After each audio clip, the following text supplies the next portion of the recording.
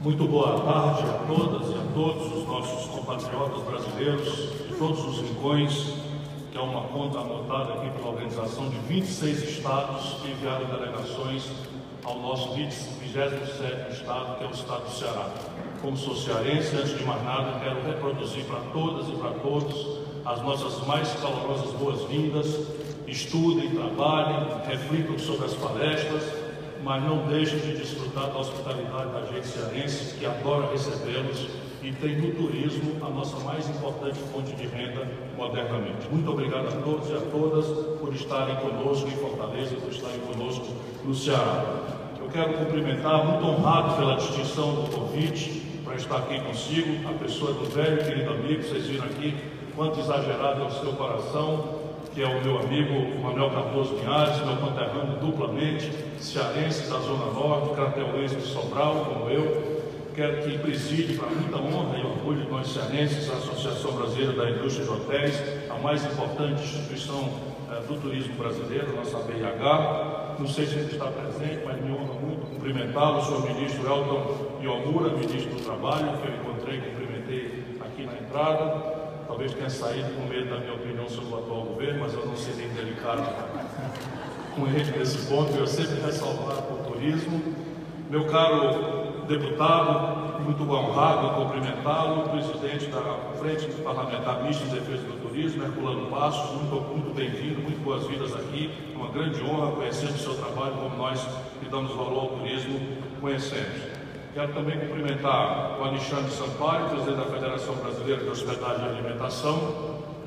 Quero cumprimentar meu estimado amigo e irmão Antônio Eliseu de Barros Júnior, que é um dos grandes militantes da luta pelo turismo brasileiro, desde muito garoto, nos ajudou em toda e qualquer, vamos dizer, proeza que o Ceará possa recolher. É sempre importante reconhecer o papel inestimável da iniciativa privada e de suas lideranças. E o Eliseu, desde muito jovem, se destaca como um militante da causa. É um prazer cumprimentá-lo, o presidente da Associação da BIH Ceará.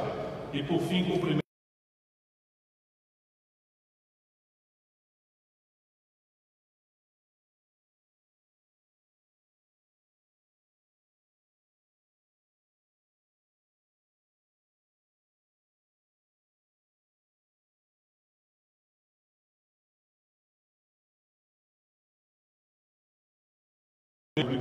nas eleições próximas de 2018, se as formalidades forem cumpridas ali nos tempos corretos.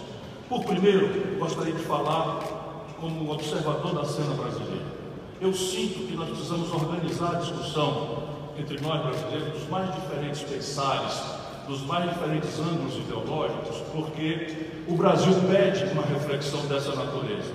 O problema é tão grave, tão complexo, tão estrutural e de potencial tão danoso às nossas esperanças de futuro, que só um grande e fraterno debate, esclarecedor dos diversos ângulos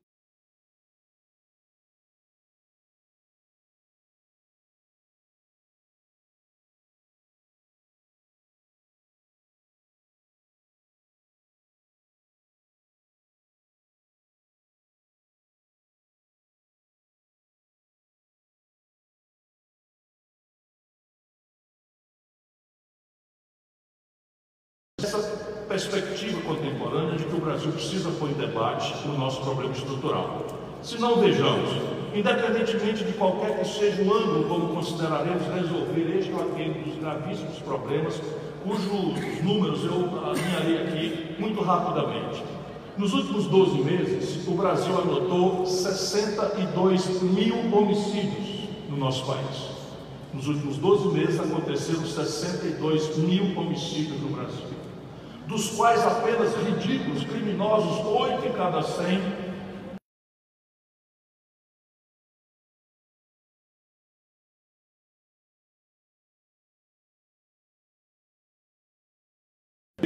sobre esta selvageria, essa barbárie que vem se generalizando no nosso país.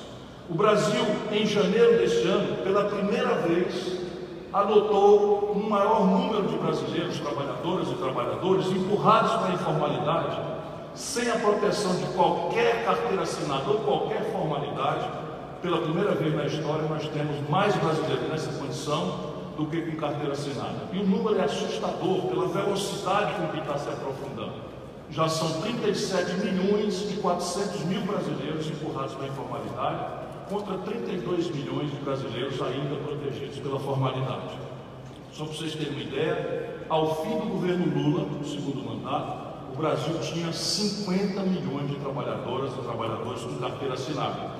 Vale lembrar aqui que o nosso sistema de financiamento previdenciário, só como um parêntese, tem por lógica básica a incidência sobre a relação formal de trabalho.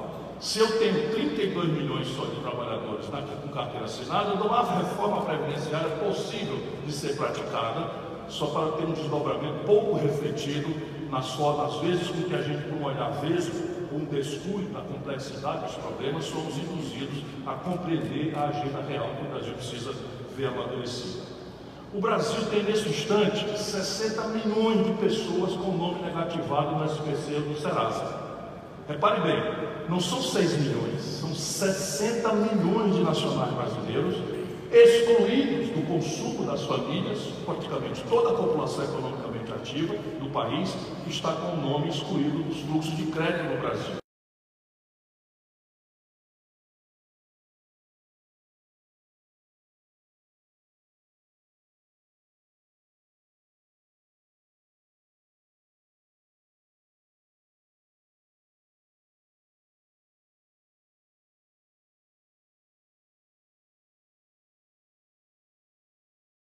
Reais, dos quais 600 bilhões de reais estão caminhando aceleradamente para a contabilidade de crédito e recuperação duvidosa nos bancos. O que explica o fato de que nós estamos com a menor taxa básica de juros dos últimos 20 anos, em termos nominais, e a taxa de juro real que se cobra de quem produz e trabalha, do hotel, do serviço, da agricultura, que não tem juros subsidiados, com uma taxa de juros por média de 51%. A grande simples pergunta é: qual é a atividade econômica da economia real que remunera 51% de custo de capital? Isso é uma coisa absolutamente trivial que nós precisamos pôr em discussão, vencendo, superando a interdição que o setor financeiro irresponsavelmente concentrado, que foi a imprudência que nós cometemos. O Brasil, o Ceará, quando eu fui ministro da Fazenda, sob a liderança do grande brasileiro Itamar Franco, das Minas Gerais, o Ceará tinha 5 bancos. Minas Gerais tinha 12 bancos. Hoje, 85% das transações financeiras do Brasil estão concentradas em 5 bancos. Banco do Brasil e Caixa Econômica, que estão cartelizados com Santander, Bradesco e Itaú. Evidentemente que sem consertar essa assunta concentração bancária, não haverá juros civilizados na nossa economia. E eu vou parar aqui, porque eu não vim aqui para abater o moral de ninguém. Mas me parece que esses números são muito eloquentes a recomendar que nós precisamos pôr em debate o que é real. E que a disputa no Brasil não pode ser Chico, Manel ou Rosa, porque o problema não é do Chico, do Manel ou da Rosa. Se fosse assim, era mais simples. O problema brasileiro é estrutural e consulta algumas variáveis. Uma delas pode ser vista com grande perspectiva, que nos permite nos livrar da ideia vã, miúda, de querer confinar o debate nacional brasileiro uma confrontação cada vez mais violenta e odienta entre coxinhas e mortadelas. Ora, o Brasil não cabe nessa redução. A complexidade do Brasil, dos nossos problemas, mas as maravilhosas potencialidades do Brasil não nos permitem reduzir o nosso olhar sobre a vida nacional, na sua complexidade, para o bem e para o mal, com esta miudice, que foi nos imposta por uma confrontação muito conveniente a coxinhas e mortadelas, mas que agora passaram da conta e estão fazendo muito mal ao país. E aí eu me refugio no ano 80. Reparem bem, meus compatriotas, em 1980, que é ontem, sob o ponto de vista dos tempos nacionais, que se contam aos séculos, em 1980, 1/3 da riqueza brasileira se germinava na indústria nacional. Por que a indústria eu ponho em relevo? Porque a indústria é que paga os melhores salários. A indústria é que agrega valor para as compras e transações internacionais. A indústria é que costuma recolher mais volume de impostos para que se possa dizer de forma consequente de onde virá o dinheiro para melhorar o enfrentamento da violência, da educação, da saúde, da infraestrutura do país. Pois bem, de 80, que era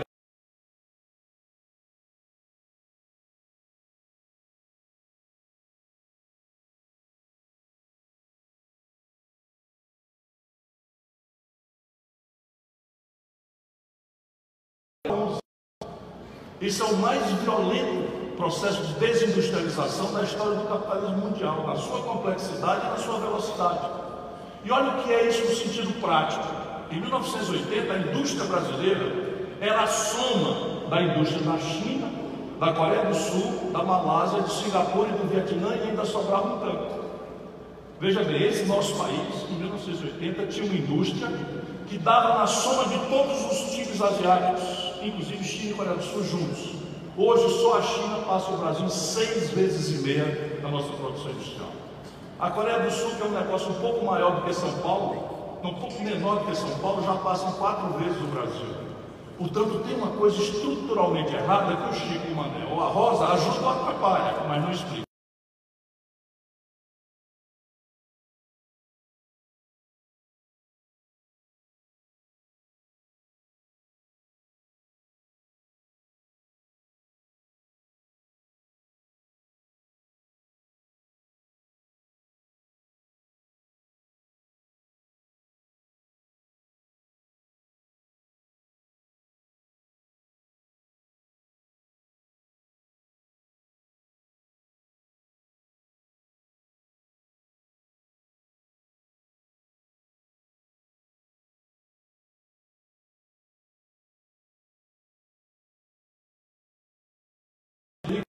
Nunca mais deu uma eleição nacional. E olha o que aconteceu com a coalizão do PT, com componente de tragédia, em que o ex-presidente da República, muito bem querido por muita gente, embora odiado por outro tanto, está nada mais nada menos que na cadeia. E o filme que derruba a Dilma é rigorosamente o mesmo filme que lá atrás derrubou Fernando Henrique. Uma desvalorização da moeda que subtrai do povo poder de compra na veia. Eu quero comentar isso tão rapidamente possível, aproveitando a qualidade do auditório. Mas o fato que explica isso que está acontecendo no Brasil é que do ano 80 para cá nós estamos crescendo ridículos 2% ao ano a economia. 2% ao ano é o crescimento econômico na média. Então tem um boom de consumo no começo do primeiro governo Fernando Henrique, a ruptura porque o Brasil não apostou na produção. Explode o consumo, a produção definha, nós importamos muito, pelas tantas quebramos o país, desvalorizamos a moeda. Dá-se passagem ao Lula, o Lula expande o consumo de forma expressiva, e isso pode ser visto na taxa de câmbio, que nós temos que ajudar o povo a entender, porque a gente não compra dólar e fica desocupado da taxa de câmbio, mas acreditem, vocês que estão no turismo, o principal variável da sua competitividade sistêmica é a taxa de câmbio. O ônus tributário pode ser a segunda, a terceira, a quarta, mas a principal variável da sua lotação média é a taxa de câmbio. Porque com o câmbio manipulado para fins populistas de consumo insustentável, é mais barato sair de São Paulo para Miami do que vir para Fortaleza. Simples assim. E esta é a variável que tem sido manipulada de forma demagógica no Brasil, enquanto o país vai quebrando estruturalmente. E isso tudo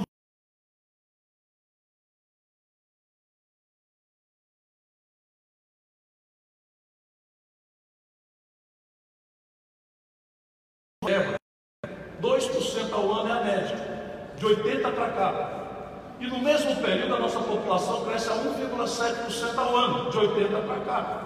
Se eu cresço 2% ao ano na economia e a população cresce quase igual a 1,7% ao ano, fossem perfeitas as instituições que distribuem a renda, e elas são muito pior do que imperfeitas, o Brasil está crescendo pífios criminosos 0,4% ao ano por cabeça. Isso não cria escala para o nosso mercado, para nenhuma das atividades produtivas. Mas o problema do Brasil é que, por cima do crescimento medíocre, nós montamos uma estrutura mais que selvagem de concentração de renda.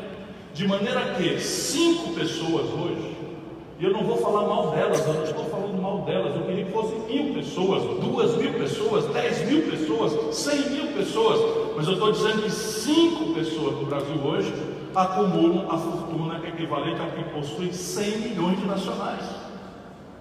Qual é o nível de turismo de 100 milhões de nacionais?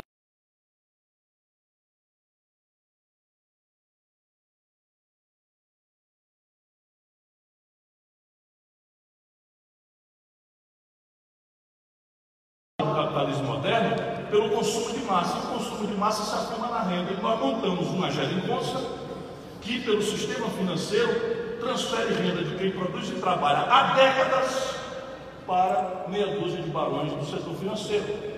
E isso explica essa pífia relação de consumo que a sociedade brasileira tem. Isso então nos traz ao tempo presente. E o tempo presente nos faz encontrar três questões que são ponto de partida por onde um novo projeto nacional de desenvolvimento possa ser discutido com a sociedade brasileira. E aqueles que são líderes, como vocês, as senhoras, os senhores que estão aqui, precisam dominar esses assuntos para impor ao nosso quadro político que eles reflitam sobre essas questões reais, sem as quais sem essa reflexão não há saída. Repare, o nosso povo, na sua vida cotidiana, tem explosivas emergências. Quem tem sensibilidade, que está ligado no coração do povo, sabe que as emergências do povo hoje são violência. Todas as famílias brasileiras estão hoje com o espinho do medo espetado no coração, com medo de andar de noite, de andar de dia, de andar de tarde, pela selvageria que está acontecendo. A população está apavorada com a questão do desemprego, não é por menos, né? Nós estamos com 13 milhões e 700 mil desempregados e estamos com uns milhões de empregados com medo de perder emprego. Eu tenho aqui, vou pegar aí, obrigado. Então, a população está angustiadíssima de precisar da saúde pública, porque ela não é tão assim como as televisões gostam de mostrar, né? Mas o que a população vê na televisão? São os hospitais com os corredores lotados de gente em marca, e todo mundo tem pavor de precisar de um hospital e cair naquela selvageria que está ali. E aí, com essa questão toda, a população olha para a política, o que vem da política, dia sim, o outro também, é a notícia mal cheirosa da ladroeira, da corrupção, do privilégio, da mentira, que novelizado em tempo novo da televisão, transforma a política num pardieiro de pilantras, de onde não se pode esperar nada a não ser mais ladroeira, mais mentira, mais modificação e mais privilégio. Este caldo de cultura é absoluta e explosivamente ameaçador. Mas a agenda real do país não está posta nas emergências populares tão dramaticamente. Por quê? Porque você tem, por exemplo, a educação. A educação deveria ser a emergência das emergências. Porque se a gente tiver que cortar tudo e conservar um centavo de gasto, deveria se apostar no sacrifício da atual geração para que a nova geração viva no outro país, porque a educação é a única coisa que emancipa. Isso é uma verdade que a gente repete da boca para fora, mas que não se traduz na orçamentação nem no paradigma pedagógico. Mas mais grave do que isso é a agenda não discutida.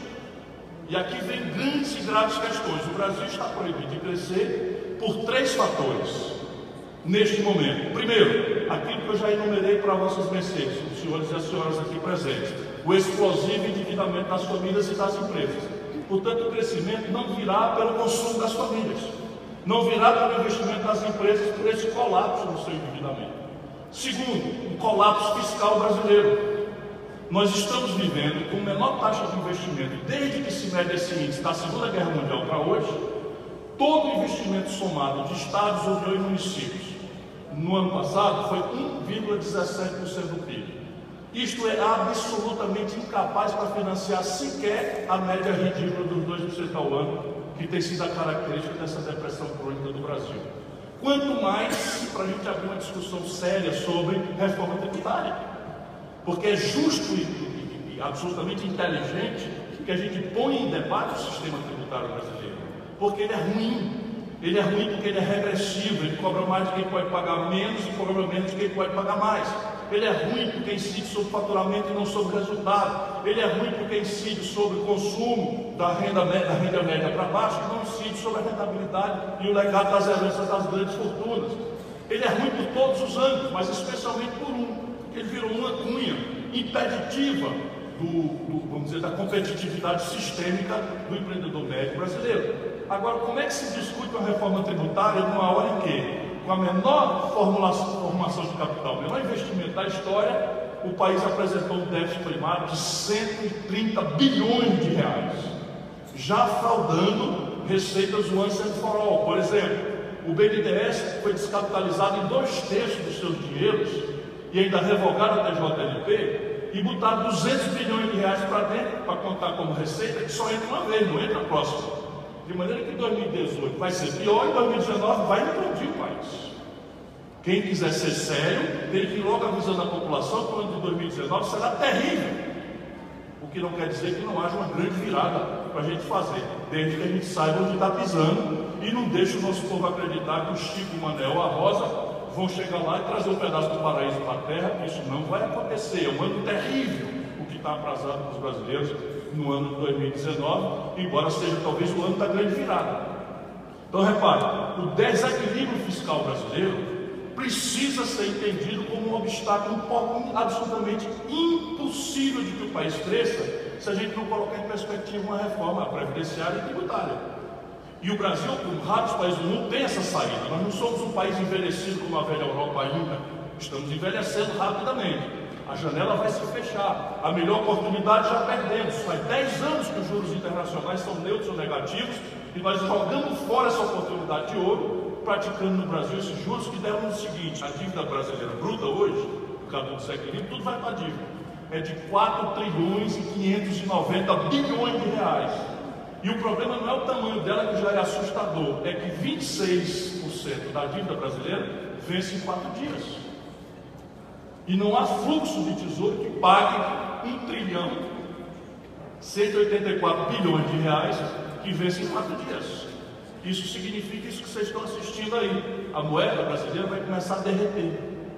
Na proporção em que vai se aproximando a mudança de governo, e eles vão botar a culpa no debate eleitoral, mas isso é função dessa estratégia que eles adotaram. Estava escrito, eu cansei de denunciar isso meses atrás, porque na medida em que você não acredita mais que o real vai se manter, que o governo vai manter, esse vencimento de 4 dias se converte em fuga de capital.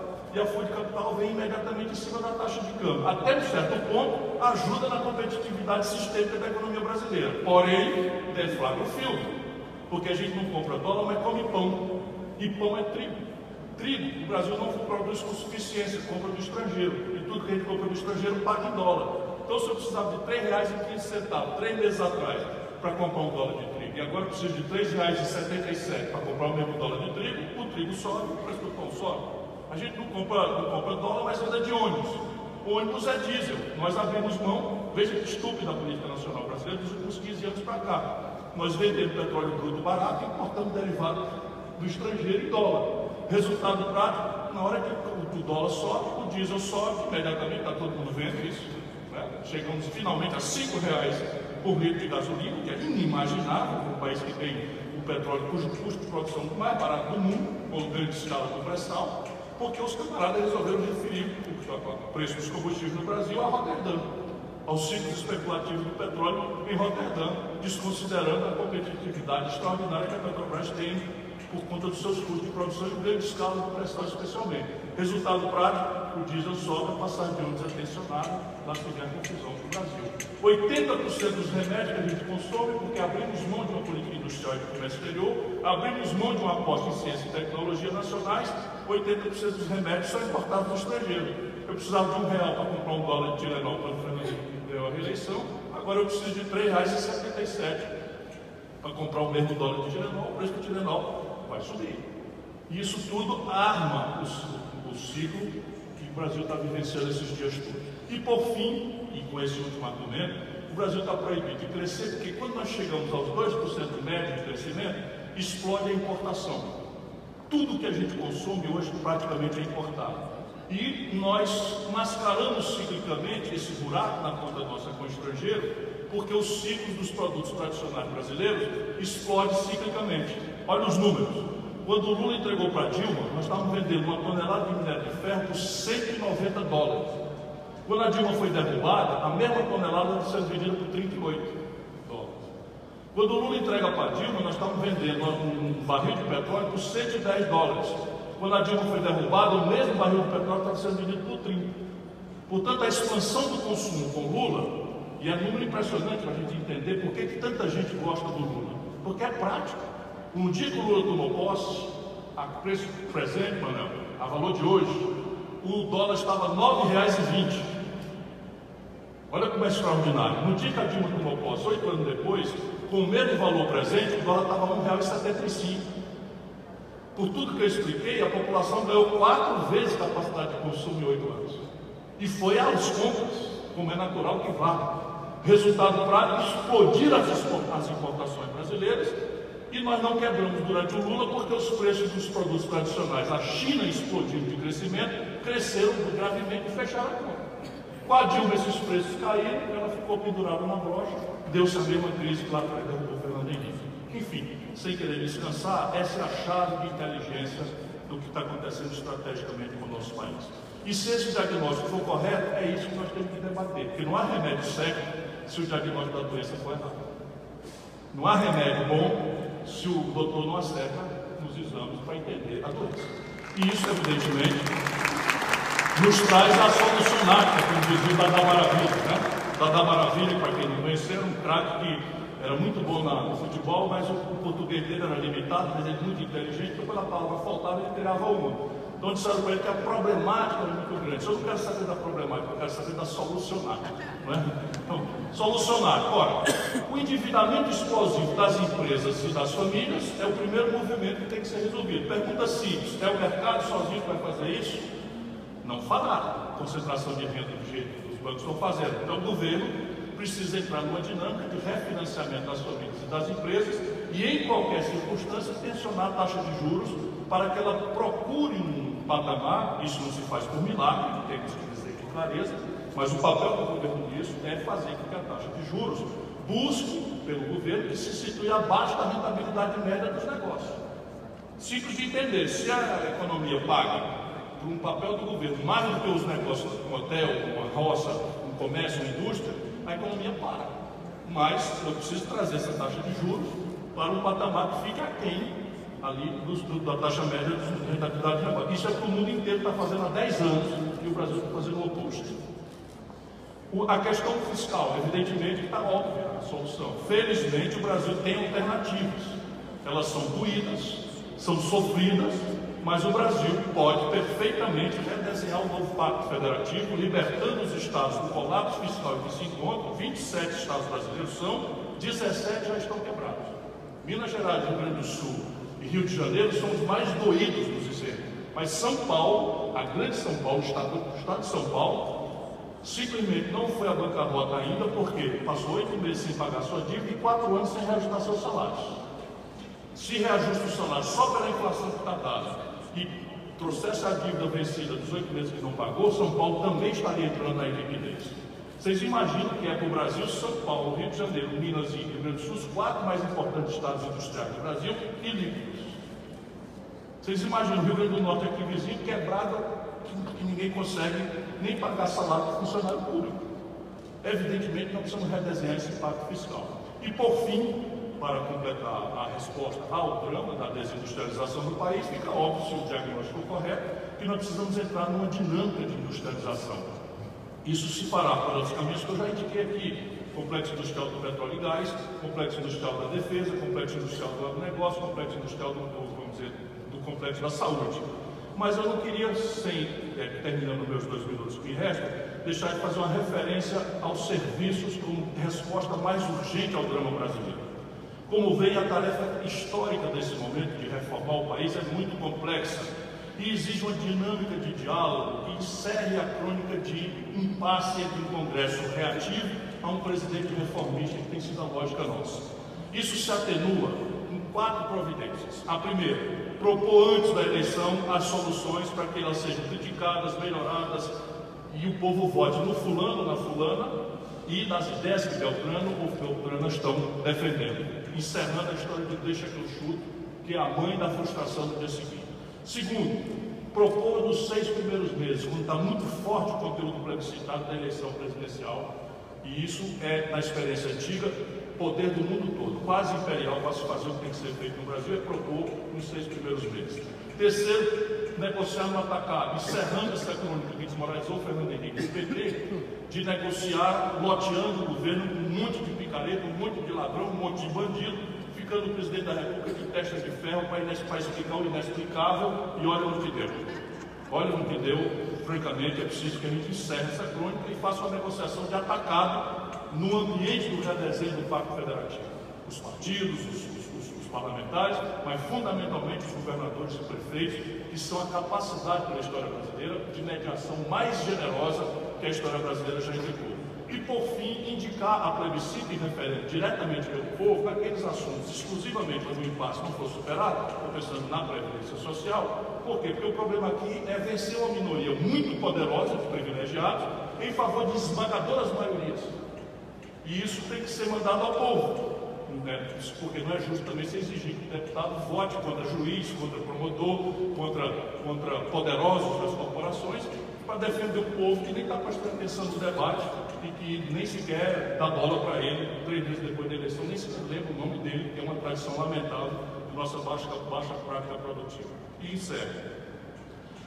Os serviços são a resposta mais rápida, mais urgente, de menor custo para o drama do emprego. E nos serviços, o comércio, etc., mas nos serviços explode uma potencialidade global de vantagem comparativa brasileira, que é o setor que vossas excelências, os senhores e as senhoras, animam no Brasil, o turismo. Concretudes, o emprego no semiárido de irrigação custa $35 mil para gerar. O emprego industrial com alto nível de automação e baixa resposta de emprego custa entre $18 e $20 mil para gerar. Mesmo na construção civil, um emprego de mais baixa qualificação custa de $10 a $12 mil o emprego. No turismo, a gente gera um emprego de $3 a $5 mil, um emprego de altíssima qualificação.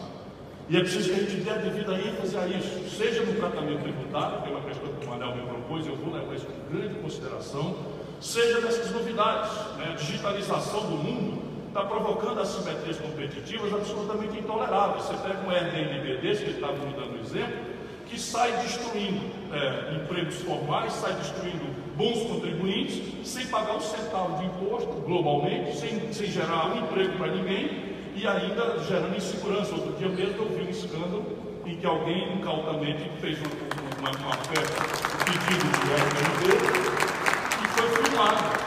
Ele me brifou bem, tá? Me ensinou tudinho com a agenda, mas eu estou com isso aqui na cabeça. Em Fortaleza nós já avançamos, por exemplo, ineditamente no Brasil, em regulamentar o Uber. Passamos a estabelecer competitividade equilibrada do taxista formal com o Uber. Fizemos uma lei, que temos coesão política e é a única do Brasil que estão cobrando ISS direitinho, de maneira que ficou equivalente mais ou menos o ônus para que desse mínimo de formalidade esse mercado. E nós vamos fazer isso com esses setores todos, inclusive e especialmente também contra um setor que está afrontando uma prioridade nacional. Por fim, quero agradecer a atenção, dizer que se tudo parece muito grave, eu tenho uma confiança imensa de que o Brasil, se fizer um grande fraterno, plural debate, achará o caminho para virar esse jogo. Muito obrigado a todos.